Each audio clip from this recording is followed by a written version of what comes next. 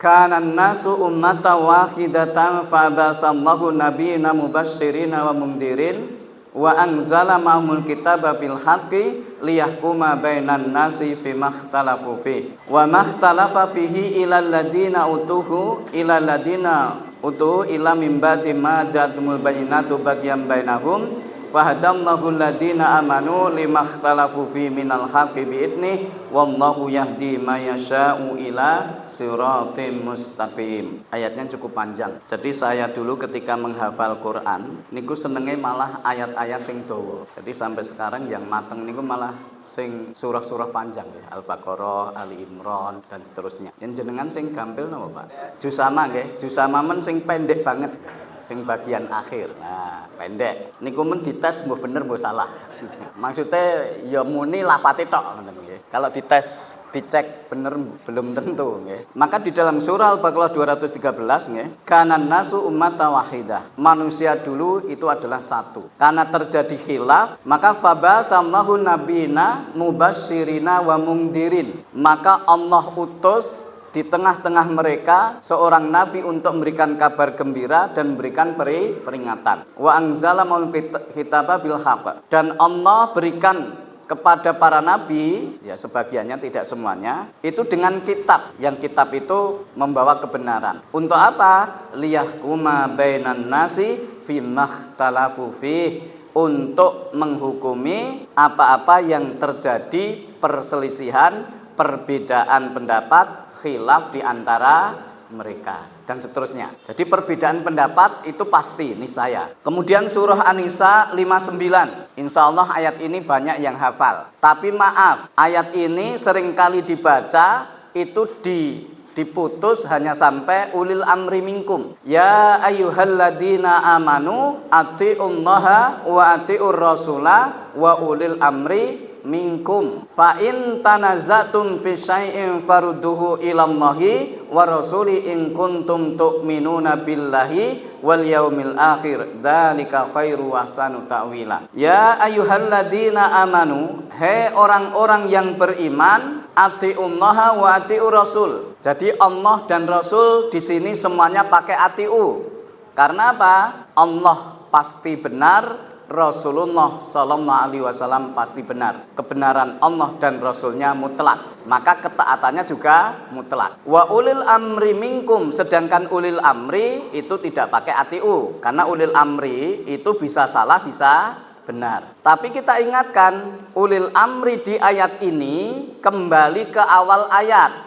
Ya ayyuhalladzina amanu. Ulil amrinya semua orang mukmin, bukan sebagian orang mukmin. Artinya apa? Ulil amri di sini adalah ya pemerintah. Jadi atiullah wa atiur rasul wa ulil amrinkum, pemegang kekuasaan itu berarti apa?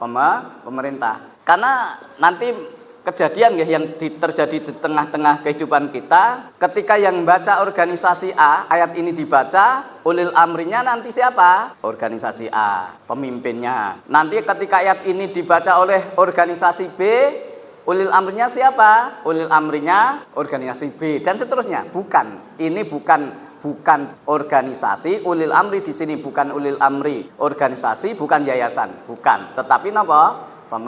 Pemerintah. Fa in tanazatum, jika terjadi perbedaan pendapat. Nah, di sini fokus kita kan untuk menunjukkan bahwa perbedaan pendapat itu pasti ada. Fa in tanazatum fi syai'in farudduhu ilallah. Jika kamu terjadi perbedaan pendapat, ya kembalikan kepada Allah, Al-Qur'an, wa Rasul dan sunnah. Jadi kita buktikan ya, satu napa? Keperbedaan pendapat dalam Islam itu satu keniscayaan. Satu, perbedaan pendapat di kalangan malaikat. Loh, malaikat saja berbeda pendapat. Jenengan mboten malaikat nggih. Jadi malaikat saja itu pernah terjadi perbedaan pendapat, yaitu perbedaan pendapat antara malaikat rahmat dan malaikat azab. Sebenarnya kisah ini sudah sangat sering ya.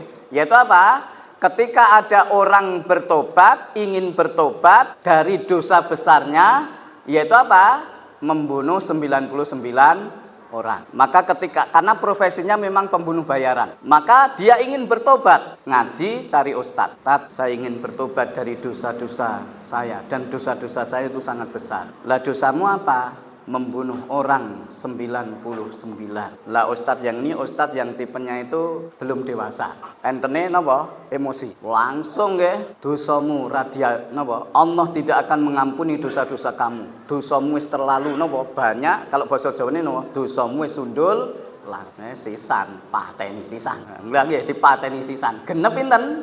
100. Maka tetapi dalam hatinya tetap ingin bertobat. Ngaji lagi, cari ustadz, ketemu ustadz yang sudah dewasa, pun menep, pun boten mubal-mubal lah, pun menep. Tat, saya punya dosa besar, saya ingin bertobat. Lah dosamu apa? Membunuh 100 orang sing terakhir koncone jenengan. Lah ustadz yang kedua ini, maaf, nanti salah satu sebab perbedaan pendapat, maaf ini kembali kalau ke salafus soleh, ndak ada di salafus soleh ustadz syekh sing ora hafal Quran. Lah maaf, sekarang kadang nggak bisa baca Quran saja jadi ustadz, mau maca terjemahan. Ada. Maka kan berbeda, tentu yang hafal Quran dengan yang tidak ya berbeda. Maka ustadz ini hafal Quran, teringat nggih surah Az-Zumar ayat 53, qul ya ibadiyalladzina asrafu ala anfusihim la taqnatu mir rahmatillah innallaha yaghfirud dzunuba jami'a. Katakanlah wahai hamba-hambaku yang melampaui batas atas diri mereka sendiri, berbuat dolim, berbuat dosa, berbuat maksiat, la taqnatu mir rahmatillah, mereka jangan berputus asa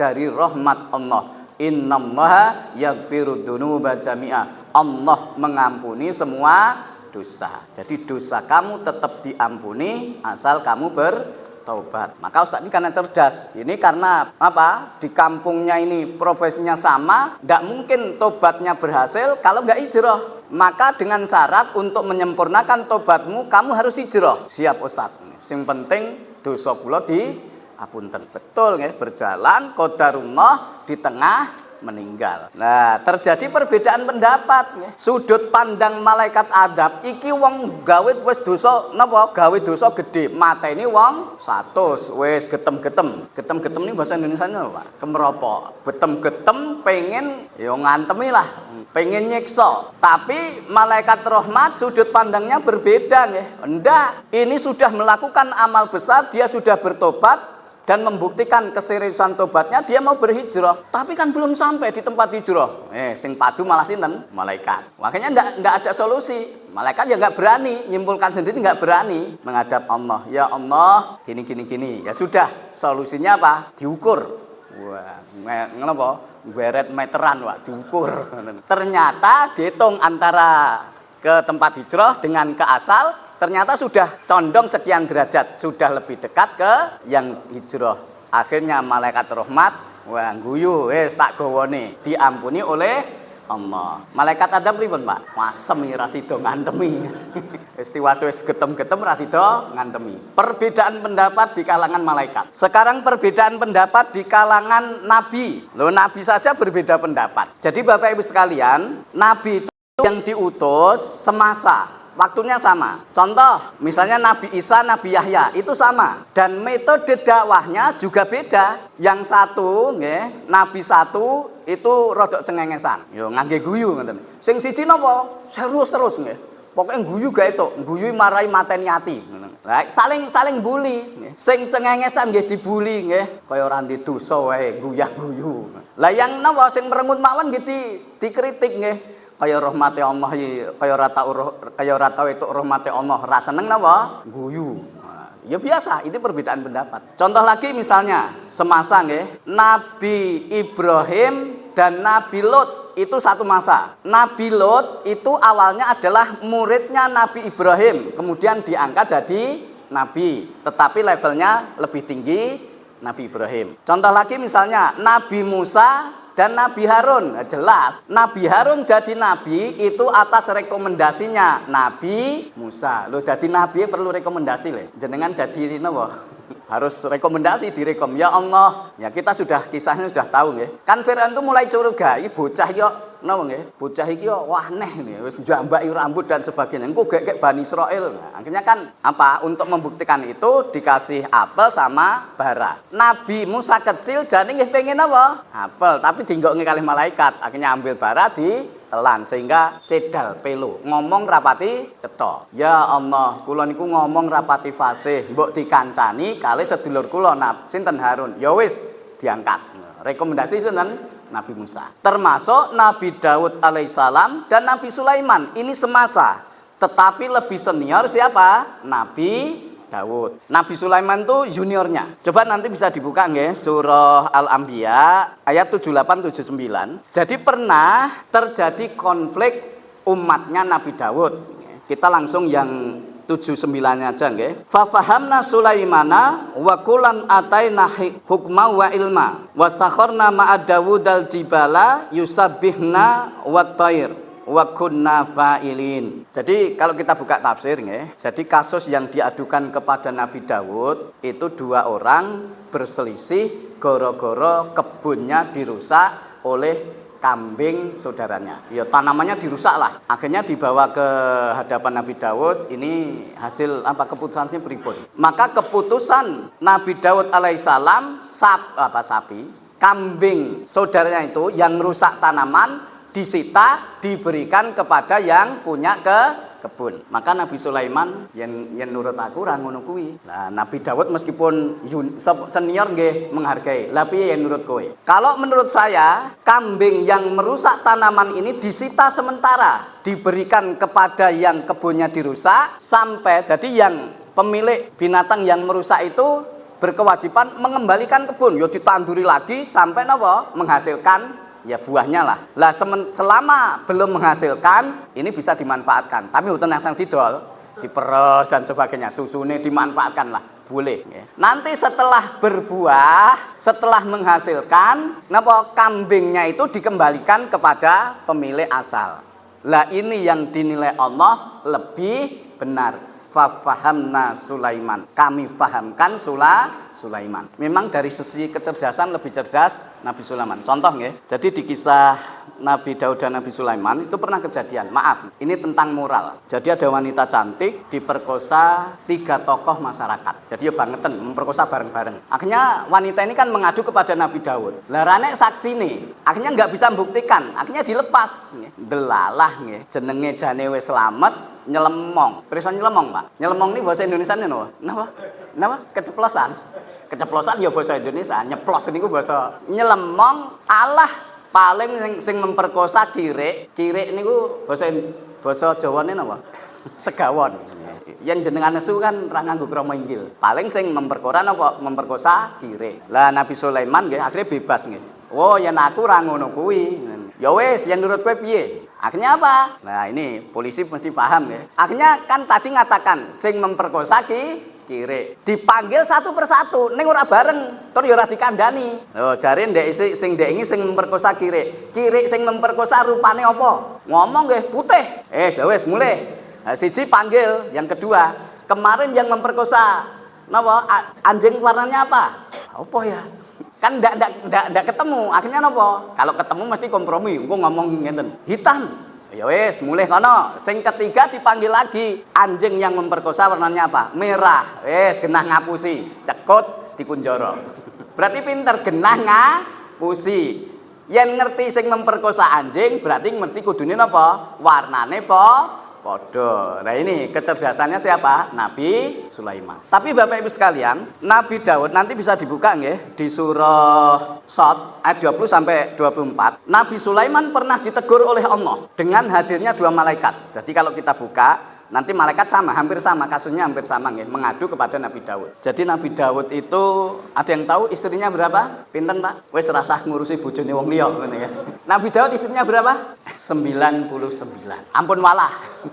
Syariatnya dulu itu beda. Karena apa? Wa ja'alna minkum likulli minkum syir'atan wa minhaja. Memang syariatnya beda-beda. Jadi kalau syariat, maaf nggih, mungkin nanti materinya itu dua pertemuan ya, karena agak panjang. Tadi sampai Nabi Sulaiman. Jadi setiap umat, setiap nabi itu kan syariatnya berbeda-beda. Contoh, zaman Nabi Adam alaihissalam niku syariat nikah kan adik itu kakak adik. Wong jumlah menungso sithik. Sekarang adik kakak dapat nikah enggak, Pak? Enggak boleh.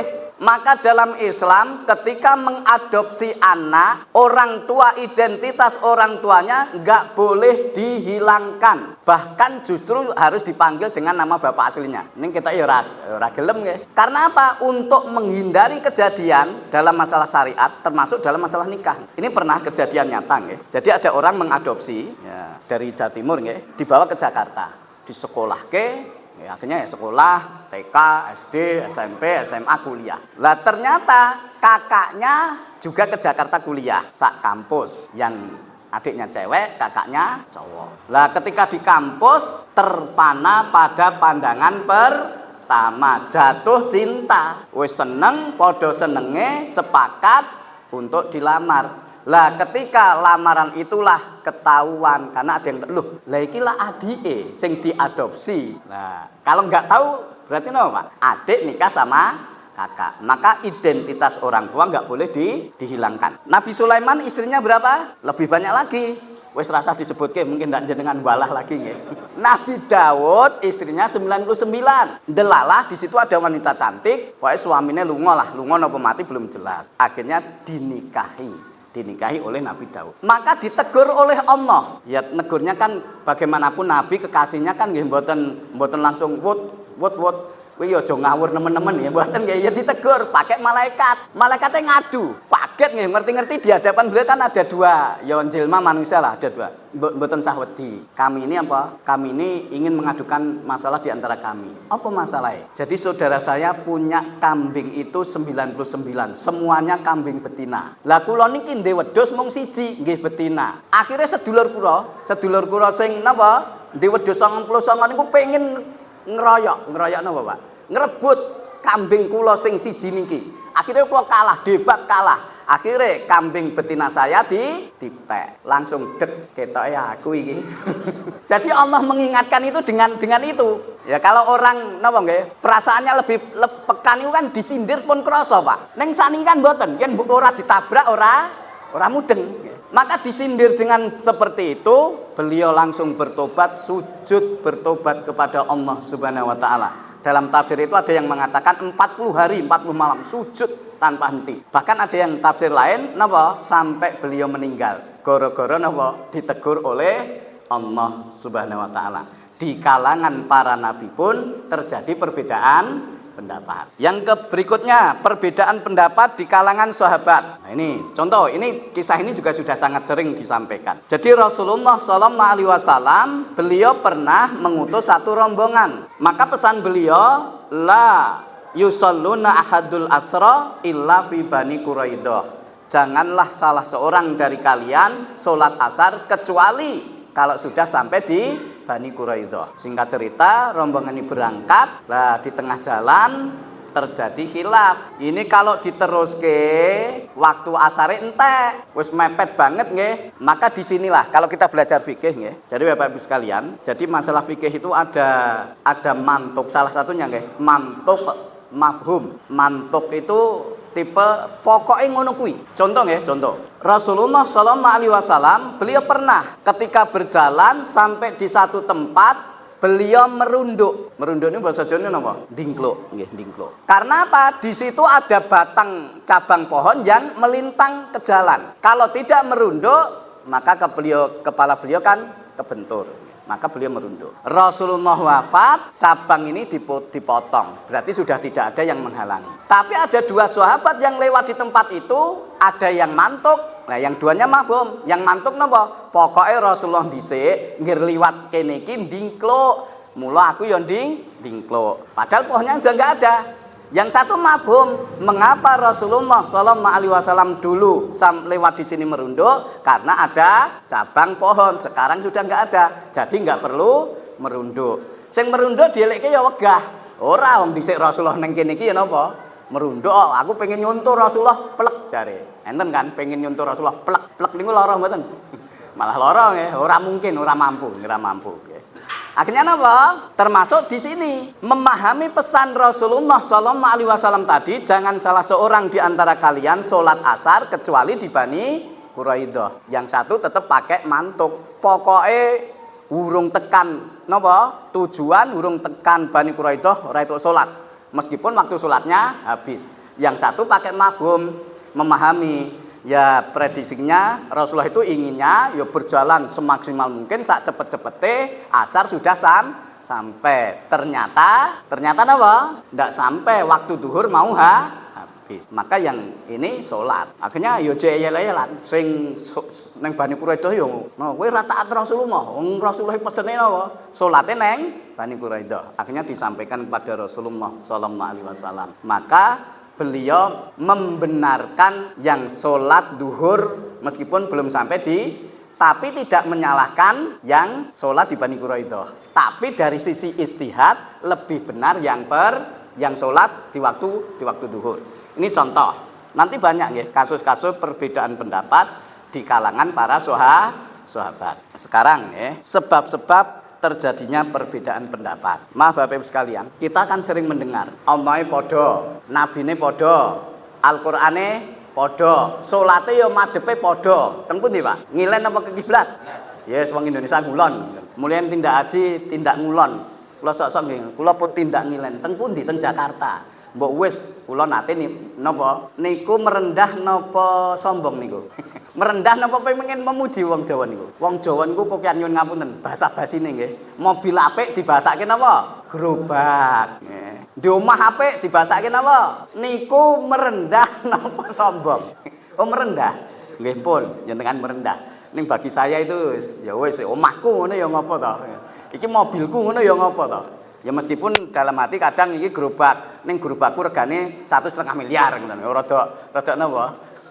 Rada sombong. Maka napa? Tadi nggih, kita sering mendengar kata itu, Allahe padha, nabine padha, Qur'ane padha, salate. Lah kok beda-beda marai bingung. Maka ada sebab memang, sebab-sebab terjadinya perbedaan pendapat. Yang pertama, perbedaan qiraat. Jadi Bapak sekalian, pernah dua sahabat itu ya berdebat. Jadi Al-Qur'an itu kan bisa dibaca. Ini kemurahan rahmat dari Allah dengan qiraah sab'ah, 7 dialek. Untuk memberikan gambaran ngeten nggih. Di Indonesia, mboten saking Indonesia lah. Jawa sik, Jawa mawon. Niku ada berapa dialek, Pak? Jenengan mboten ahli bahasa wis ning akeh ngeten nggih. Solo karo Sragen beda. Nanti Solo karo Jogja beda. Solo kalih Banyumas beda nggih.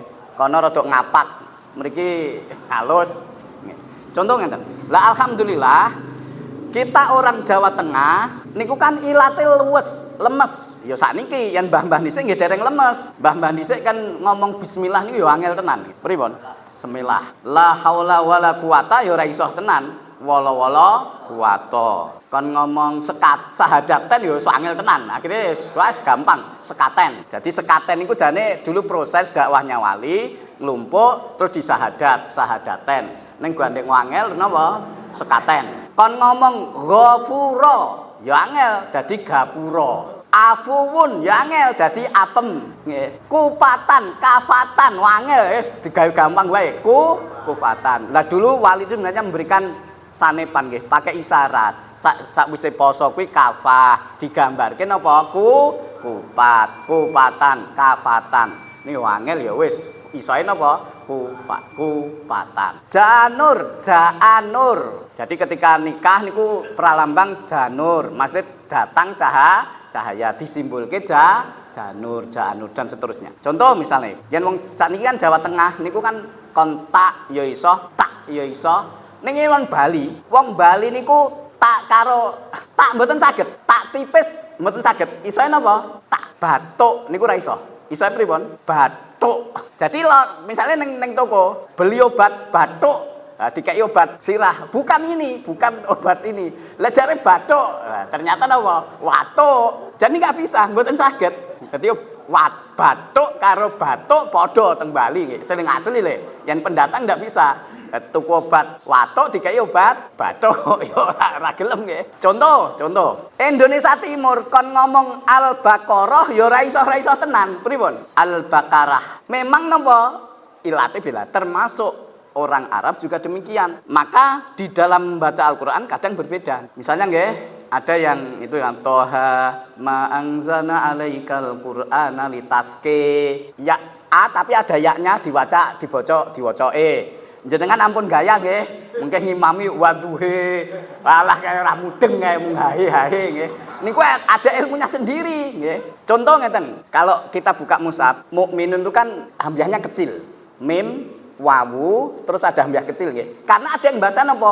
Muminun. Yang satu mukminun, yang satu muminun dan lain-lain. Maka terjadi napa? Perbedaan qiraah dan ini bisa merubah arti. Contoh, di dalam Al-Qur'an itu ada ayat nih, yang satu membaca, kalau kita mushaf yang kita pegang memang dibaca wa kallamallahu Musa taklima. Tetapi tetap ada yang baca wa kallamallaha Musa taklima. Bedanya di mana? Hu sama ha. Artinya bedanya pripun? Buh ra roh.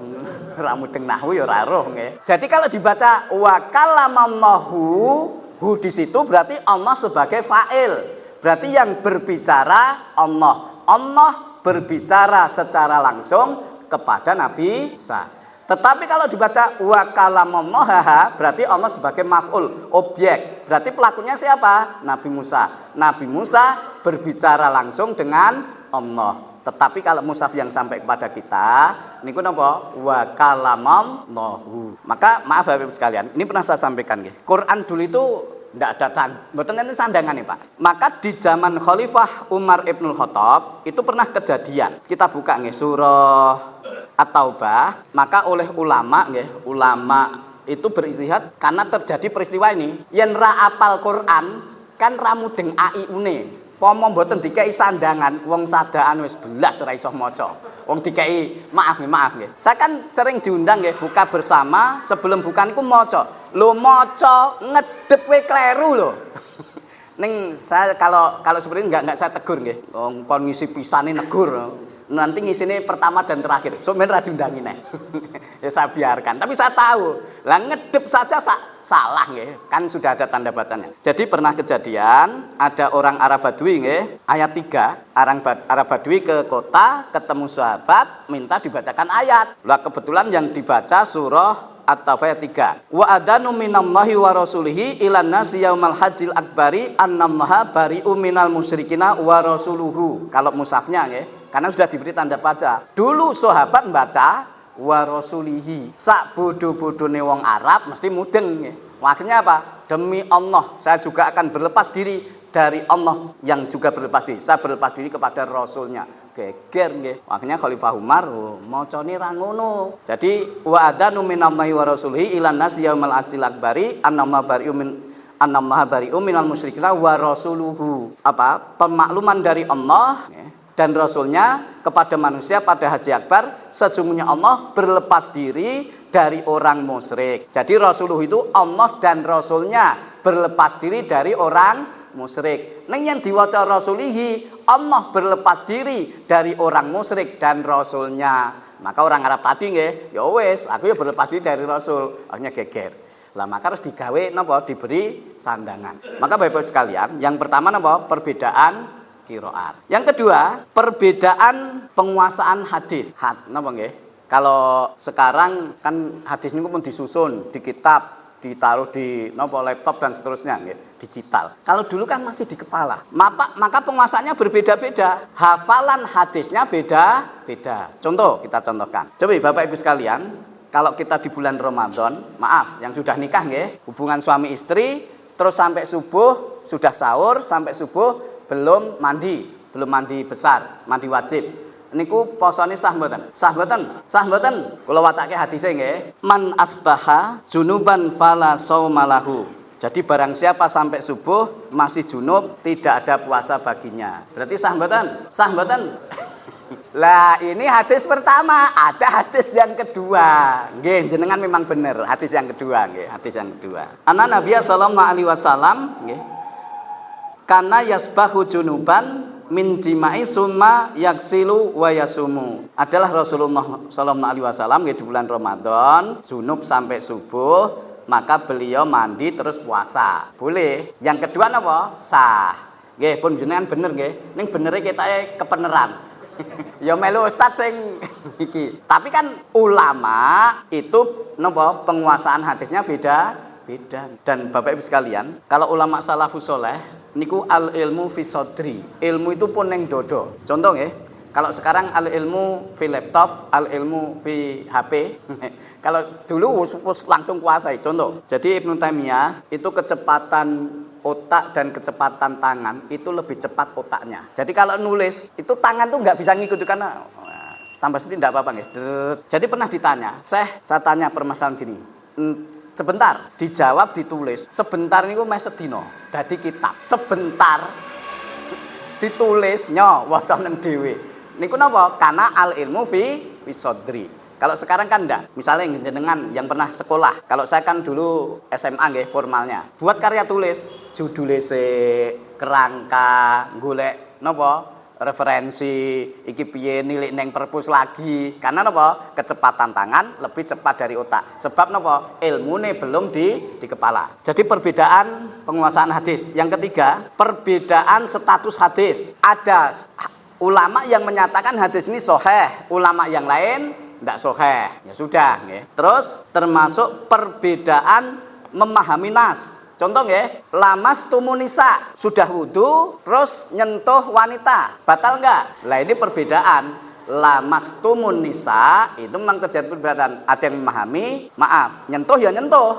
Tapi ada yang memahami hubungan suami istri. Jadi kalau bar wudu kok terus ngerti bojone piye, wah langsung, nah itu batal nggih. Tapi ada yang memahami pokoknya apa? Nyentuh batal. Ya sudah, ini karena memahami. Contoh, terakhir ini sebab dulu. Yaitu apa? Lafaz yang bermakna banyak. Contoh nggih, walil mutallaqati yatarabasna bi anfusina salah sata kuru. Wanita yang dicerai idahnya itu 3 kuru. Lah ulama berbeda. Ada yang memahami kuru itu haidnya, ada yang memahami sucinya. Ya sudah, mesti terjadi apa? Perbedaan. Ini baru sebab-sebab perbedaan pendapat. Insya Allah yang akan datang kita sampaikan macam-macam perbedaan pendapat dan sikap kita. Jadi poin pertama ini perbedaan pendapat niku biasa. Maka kita menjadi orang muslim yang cerdas. Terakhir ini sebagai penutup. Jadi ini rumusnya ngeten mawon. Kita kan nggak menguasai. Intinya gini. Kalau kita karena nggak ilmunya nggak menguasai, ketika terjadi perbedaan pendapat, husnudon saja, husnudon. Meskipun kita belum tahu, insya Allah dia juga pakai dasar. Dasarnya ini nggih, surah Yusuf 76. Bentar. Potongan ayat nggih, saya potong yang akhir. Narfa'u darajatim manasa wa fauqa kulli dzi ilmin alim. Kami Allah mengangkat derajat siapapun yang kami kehendaki. Ini tentu saja termasuk ahlul ilmi nggih.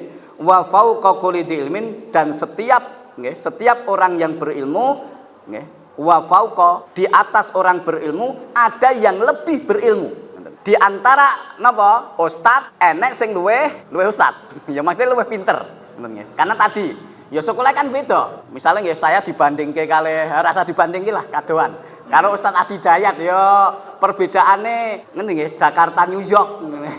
Jadi apa? Setiap orang berilmu pasti ada yang lebih berilmu. Yen wong Jawa gampang lah. Sak dhuwure langit enek langit. Jadi sikap kita itu kalau melihat perbedaan pendapat meskipun kita belum tahu ya husnudon. Bisa jadi dia punya dalil juga. Ngoten nggih? Insyaallah yang akan datang kita lanjutkan bagaimana perbedaan pendapat itu seperti apa, kemudian apa? Sikap kita seperti apa. Aku lu kali hadza fastaghfirullah li wa lakum wa akhiru da'wana alhamdulillahirabbil alamin. Assalamualaikum warahmatullahi wabarakatuh.